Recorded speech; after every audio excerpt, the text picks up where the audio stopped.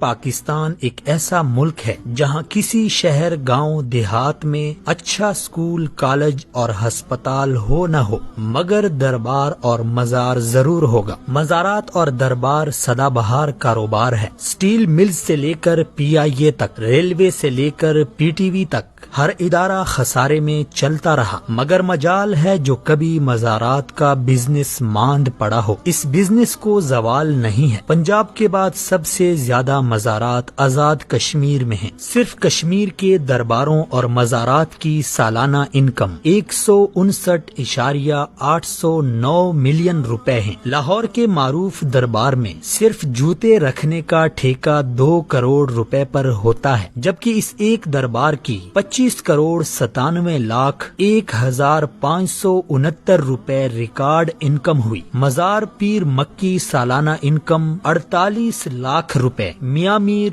10 لاکھ روپے، مادو لال 6 لاکھ روپے، بی بی پاک دامن 31 لاکھ روپے، دربار شاہ رکن 24 لاکھ روپے۔ ان درباروں اور مزارات میں سے جو محکمہ اوقاف کے تحت ہیں وہاں کرپشن کے قصے زبان زد عام و خاص ہیں۔ ہزاروں دربار اور مزارات وہ ہیں جو محکمہ اوقاف کے تحت نہیں ہیں، ان کی انکم بھی مجاور اور مافیاز کھاتے ہیں۔ حالیہ دنوں صاحبزادگانی گولڑا شریف کی شادی خانہ آبادی کے خوب چرچے ہیں۔ پیرزادوں کی شادی کی تقریبات سے ہی اندازہ لگائیں کہ مریدوں کے چندوں پر کس قدر شاہ خرچیاں ہو رہی ہیں۔ غریب مریدوں کے چندے سے منعقد مہنگے ہوٹل کی تقریب میں سیاستدان، صحافی، بیوروکریٹ تو تھے، شاید ہی کسی غریب مرید کو یہاں مدعو کیا گیا ہو۔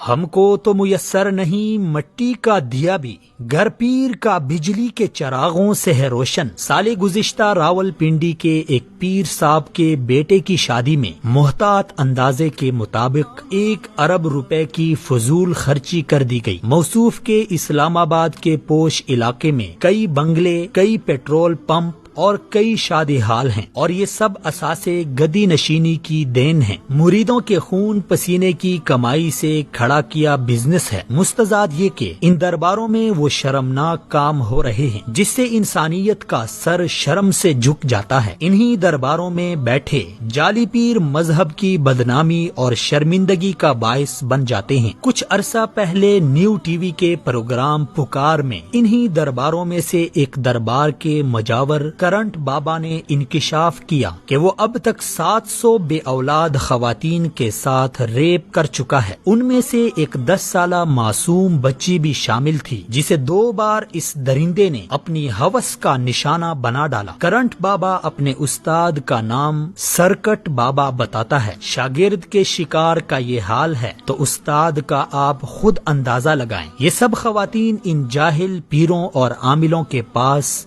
بے اولادی کا علاج کرانے جاتی تھی۔ یہ شخص انہیں جنسی درندگی کا نشانہ بناتا تھا اور پھر ڈرا دھمکا کر خاموش کراتا تھا کہ اگر کسی کو بتا دیا تو میرا موکل تمہیں جلا کر بھسم کرے گا، اور یہ خوف کے مارے چپ ہو جاتی تھی۔ اس طرح کے واقعات درباروں اور مزاروں میں تواتر کے ساتھ پیش آ رہے ہیں۔ یہ کوئی معمولی نوعیت کے جرائم نہیں ہیں۔ حکومت کو فوری طور پر مزاروں اور درباروں میں بیٹھے جعلی عاملوں اور پیروں کے خلاف کارروائی کرنی چاہیے تاکہ مزید عزتیں پامال ہونے سے بچ جائیں۔ ان درباروں میں فروکش پیروں کا بھی احتساب ہونا چاہیے کہ وہ غریبوں سے پیسے بٹور کر کیسے اپنی عیاشیوں میں اڑاتے ہیں۔